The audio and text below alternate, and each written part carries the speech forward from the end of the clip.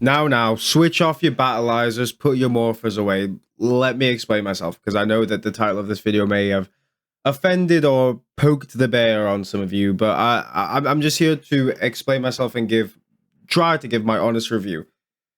So, I have been a Power Rangers fan since I was a wee tiny boy. Like, I'm assuming all of you. We've all started watching Power Rangers as we were young teens, young kids, or even young adults for some of us, I can imagine. And the one thing I've always wanted to do was a Power Rangers marathon. I kind of grew up in the era where I started watching the middle portion of the Power Rangers. I kind of started watching the Time Forces, Wild Force, Dino Thunder was one of my favorites, Mystic Force. That was my era of Power Rangers, and I've watched a lot of those multiple times. I've watched them time on time again. I've watched Dino Thunder probably 4 or 5 times. I watched what's it called? Wild Force 3, 4 times. I watched Time Force twice. I love Power Rangers. But the one thing I've never done is watched the older ones. I think I've watched Turbo maybe once. I've watched Space once or twice, but again, didn't have very fond memories of them. And the one thing I wanted to do is a Power Ranger marathon. I've done the Marvel marathon pretty long ago. I've kind of been ready for a new marathon, a new thing to start. And Power Rangers has been on my list for a while, so I picked up that puppy and just rode into the sunset. And I obviously started with Mighty Morphin. So just walk with me through this, and I'll explain why I think that the Zordon era isn't very good at all. So before I go any further, I'm just going to preface and say that I've not watched any of the older Power Rangers, Mighty Morphin, Zeo, Turbo. Space I have, kind of, very loosely. But all of this, I'm kind of going into it first time. I'm going into this as a 22-year-old man. So obviously, it's not going to appeal to me as much as it will a younger person. If any of you have watched the older series that you've watched, or maybe you've even watched Power Rangers as you've been older, you're going to realize that it's not as good as it used to be. It's not as amazing and as planned and thought through as you thought you were when you watched it as a kid, because everything as a kid is better. You have those childish memories, and you have this stigma, or not stigma, what's the word I'm looking for, but just you have this light and this way you view it, and sometimes it's not as good when you grow older and you have different tastes, or even you mature a bit and you kind of notice the smaller details. You realize that actually wasn't as good as I thought it was when I was younger. So that's just a thing to preface before I go into this. I am viewing it as a 22-year-old man. I'm not going into this with bias, and I'm not going to go into any other one of them with bias. So if any of you go, Zordon era was fucking amazing, I'm just going to sit here and I'm going to make points. And if you guys still think it's amazing, then fair enough. That's your take. But I just didn't think so. So let's start off with Mighty Morphin. Zordon comes out of nowhere. Zordon is already on Earth, and considering this is a Zordon era type of thing, and it has a whole saga and theme and just shebang to it, they give no backstory to where he's at, and I probably should have done some research on this and checked, but I don't know anything about Zordon. He comes from a certain planet, but why was he sent here? Why does he have all this power to give power to random teenagers? He recruits teenagers with attitude. What does that mean? If that was the case, he should have just recruited Bulk and Skull, because they had the most attitude in the whole series. They had so much attitude. They had so much energy and vibe to them. Why weren't they Power Rangers? Was it because Bulk was too big?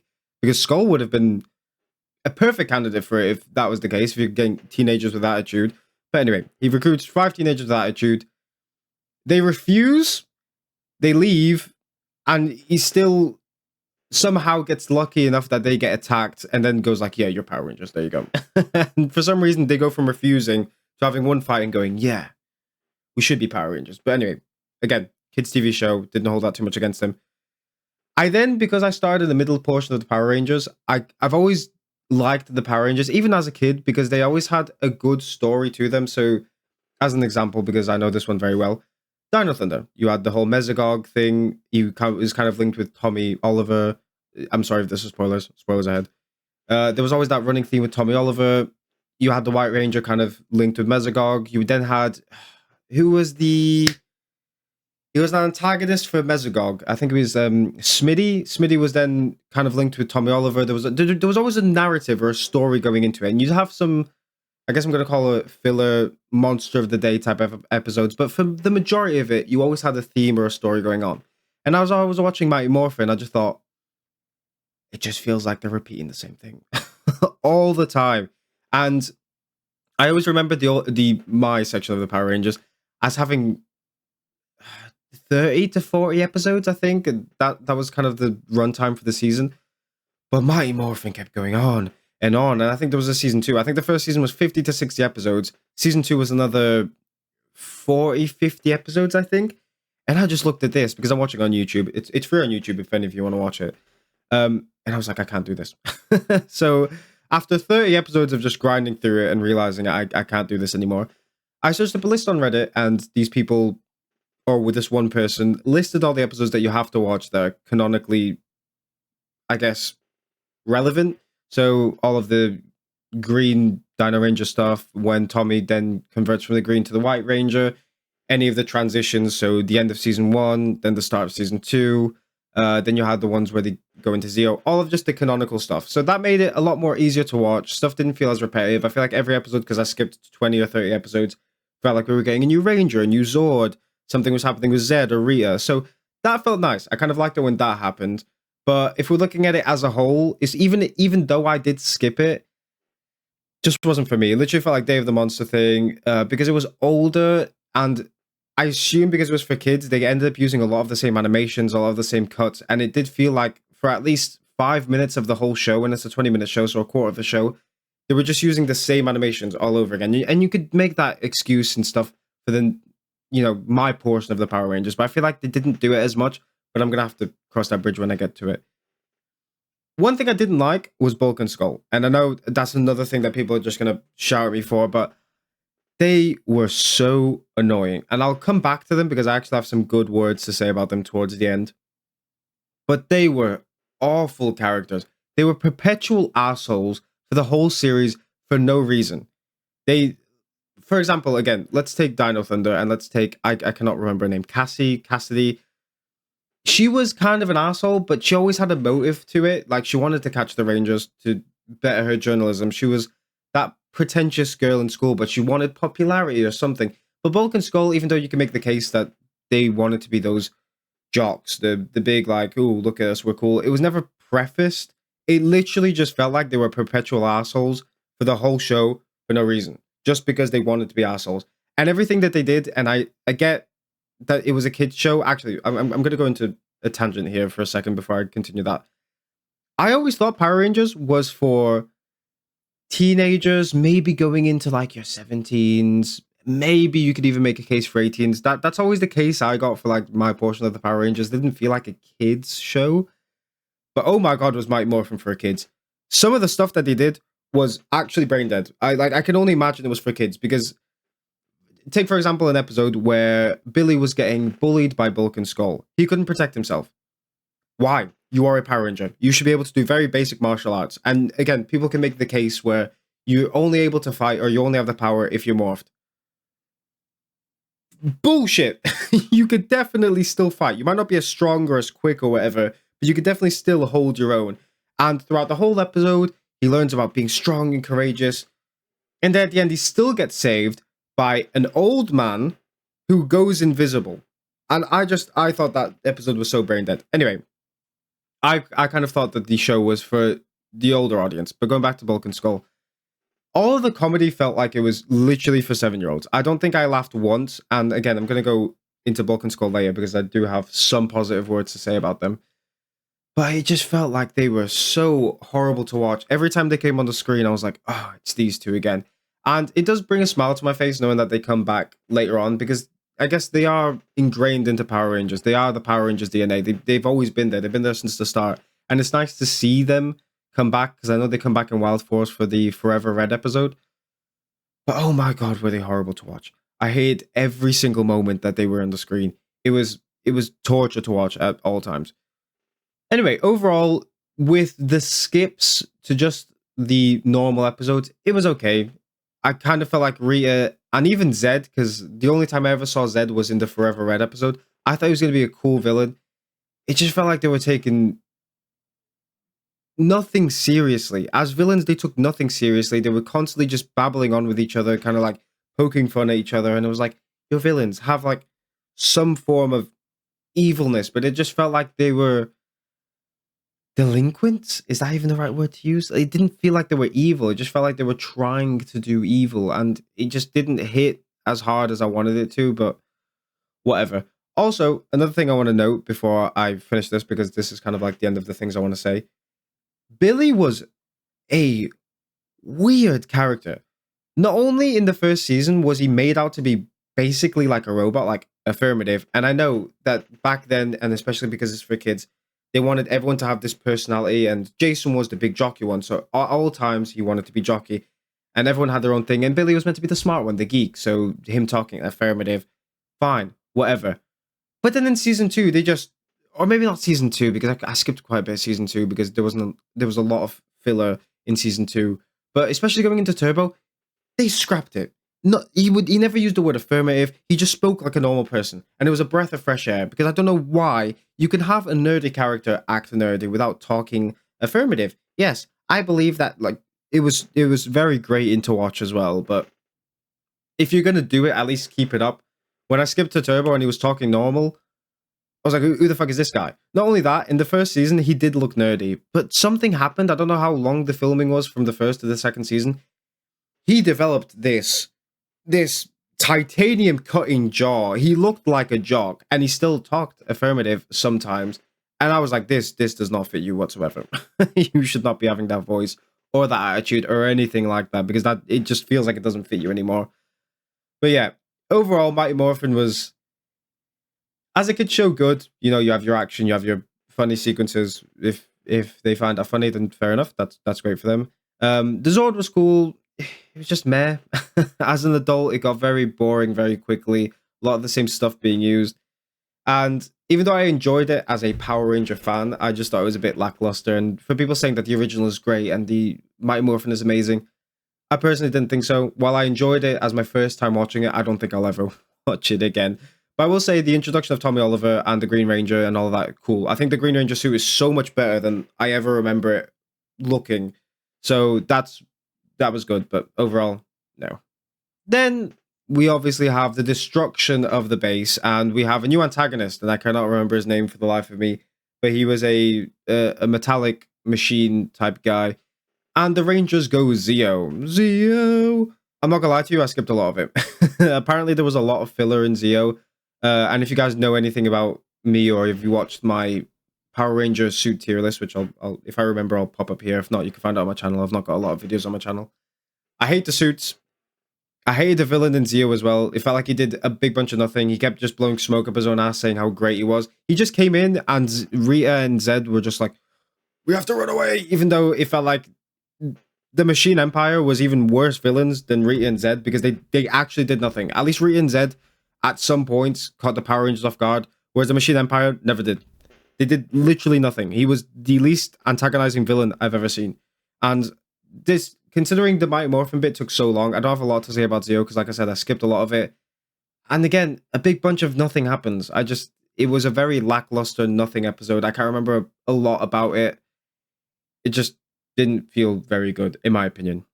Then our Rangers go from Zeo to Turbo. They shift into Turbo, and while Turbo was a little bit better than the last two, I felt like there was a form of story going on. You kind of have the Rangers moving around a bit. You have different form of Rangers. I think it's so weird that, and I can't remember the kid's name, that they let the kid become a Power Ranger, because in the movie, he goes in and Rocky's injured, and the kid kind of comes up and he's like, you're a Power Ranger. And then it cuts to him in the boat with the other Rangers, and he's like, I'm a Ranger. And it's like, well, how does that come about? How has Rocky just decided, yeah, you know what, you're a Ranger? And why does Zordon decide, yeah, this one kid is a Ranger? And again, people are going to make the argument that he's got the mentality of an older person, because he kind of like joins the school a bit further along his development path. He's kind of a kid studying with older teenagers, but still, he's a kid. You shouldn't be recruiting him as a Power Ranger. And I would accept it if there was an explanation, but he literally goes from, you're a Power Ranger, to, I'm a Power Ranger. And it just felt like there was this big gap where nothing got explained. And I just yeah, didn't like it whatsoever. Other than that, I think, what was her name? Divatox. Divatox was a good villain. I think she got Power Rangers cornered in a few different places here or there. The fact that she had really, really incompetent sidekicks was good, because then it kind of explained why she kind of like faltered in a few of her plans, and I can't remember it very well because I kind of like rushed through the whole marathon a bit. But she felt like a much better villain. Turbo felt like a better series. I really liked the suits. The Zords felt a bit meh. It's just cars. I kind of like it when Zords have their own personality and their own.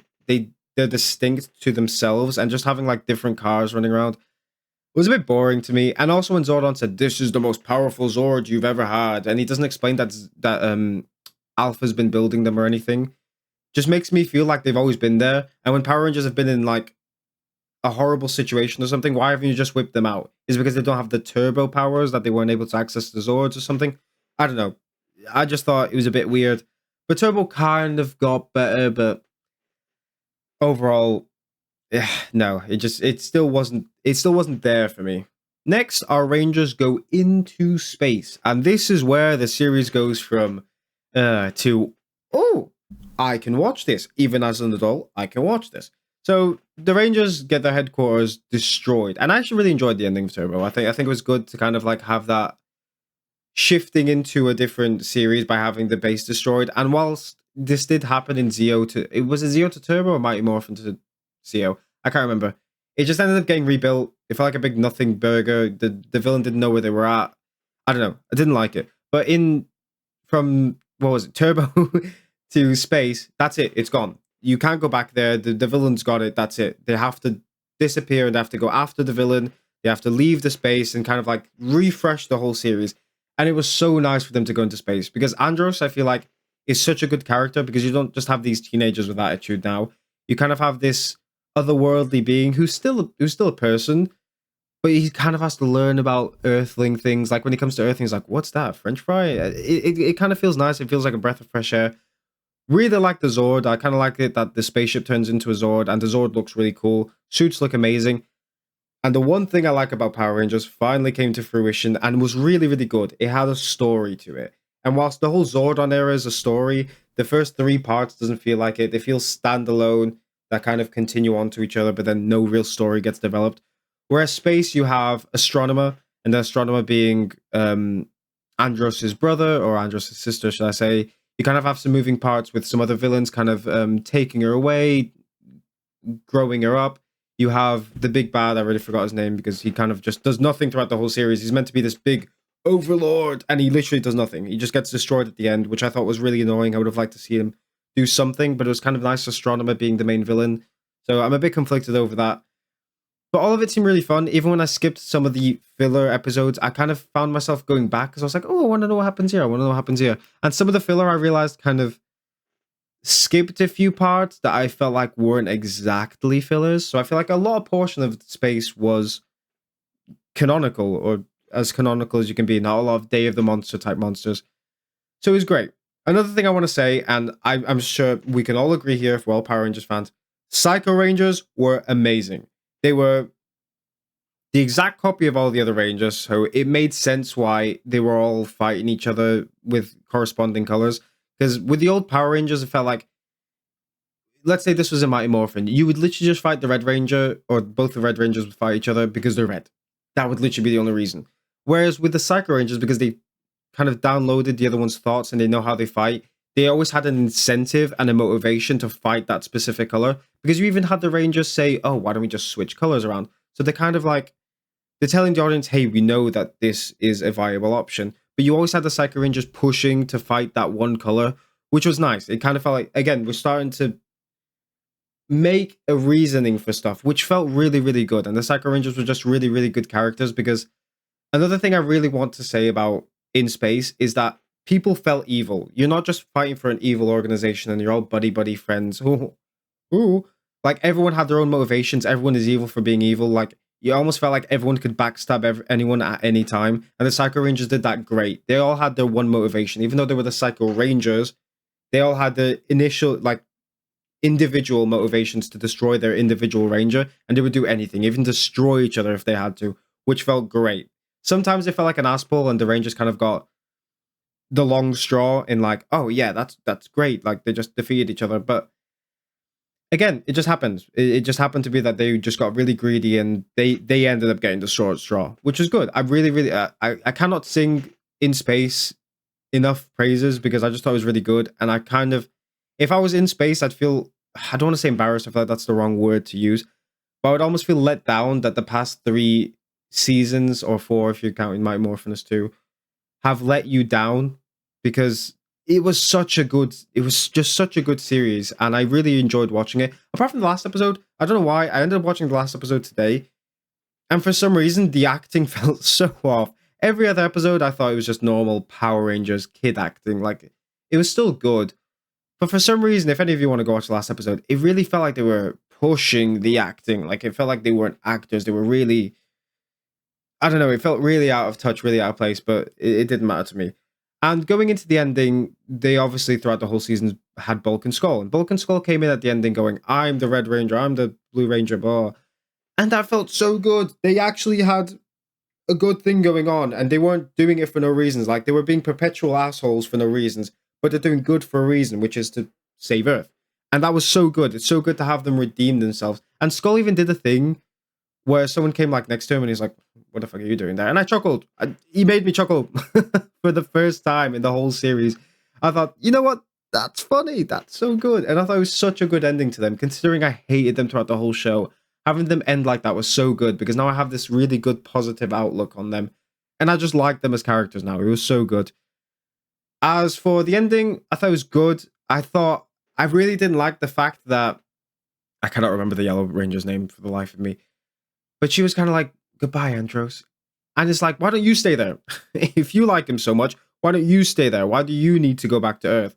And then Andros ends up coming with her, which I hated, because it's kind of like, I understand that you might want to go off with them and stuff like that. And Astronomer comes with him, so he stays with his sister. Zane comes with him, so he stays with his best friend.